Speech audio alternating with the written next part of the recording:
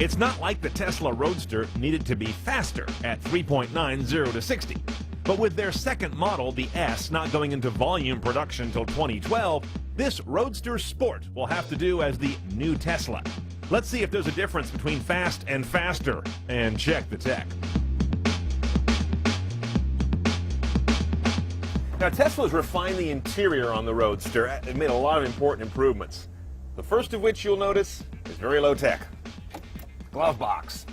Literally a glove box, but it's better than the no glove box you had before on the earlier production cars. This little information display used to be down here tucked away to your left knee. Much better placement for it. It's a little touchscreen that takes you through various settings for the car and allows you to change up the interface as well.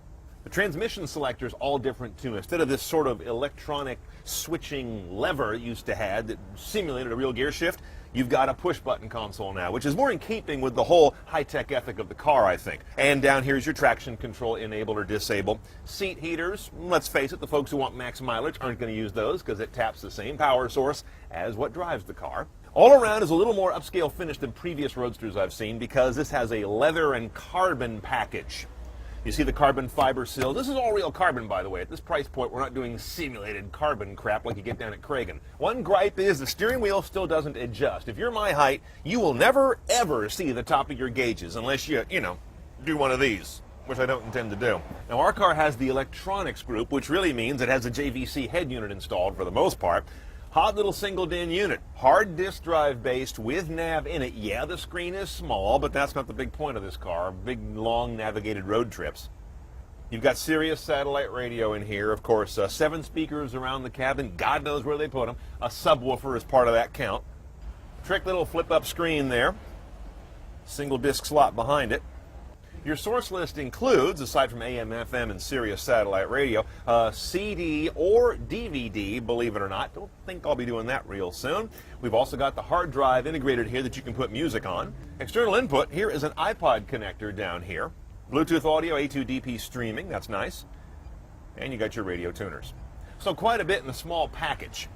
You use a PIN number on this car, kind of like a little orange rolling ATM machine. One is for starting the vehicle. You've also got a PIN for activating valet mode, and that lets you do several things to keep that valet from, well, shall we say, having a little too much fun while you're inside having oysters Rockefeller. Reduces the range, the performance, the acceleration, the top speed, just tones the car way down. A few other high-performance cars have had a mode like that. This one probably needs it more than any other. And one thing that kills me about electric cars is there's not much to look at under the hood. I'm never going to get over that. But there's a whole lot under the hood, whether you can see it or not. First of all, back in here is the battery pack. It's basically composed of lithium-ion laptop cells. I'm oversimplifying, but that part of the secret sauce here is how they control that, deliver the power from it, and manage the cooling as well. This is a giant ECM, or electronics control module here, basically a big computer that runs this car. And those batteries through here feed the electric motor, which is relatively unimpressive. I've seen them on the stand. It's about, the size of a pumpkin. Down there going into a single-speed gearbox, not really a transmission. There are no gears to change, but it basically sends the power out to 2 wheels. It's almost more of a splitter or a differential more than a real transmission with multiple gears. The difference on the Sport is the horsepower. 288 horse out of this guy versus 248 out of a standard Roadster, and that will improve your 0 to 60 from 3.9 to 3.7 seconds. So more about that motor, 185 kilowatt. Seems almost impossibly high draw, but that's what they say. It also will get you about 244 miles on a charge. That charge can take as little as 3.5 hours if you use a 240-volt circuit with one of these things that plugs in on that little charging port right there on the pillar behind the driver's side. And about the relationship between regenerative braking and friction braking.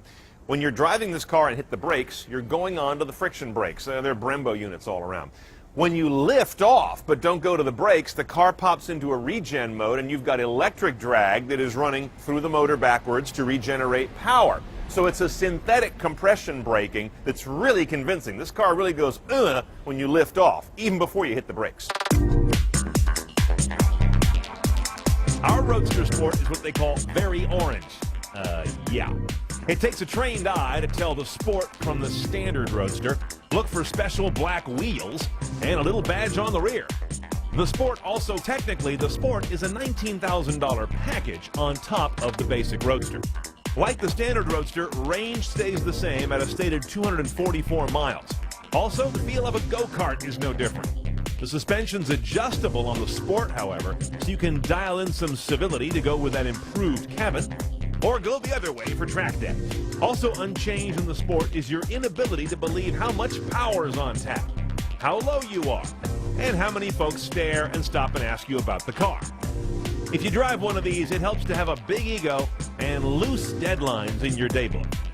You make a Roadster Sport by adding a $19,000 package to a base Roadster, which includes the brawnier motor to save those 0.2 seconds, 0 to 60, adjustable shocks and roll bars, black finish alloys shod in Yokohama AO48s, and more exposed carbon fiber. The other option to consider is the electronics group for $3,000. That gets you the upgraded stereo head unit with a little tiny GPS nav screen, better speakers including a sub, and Bluetooth hands-free.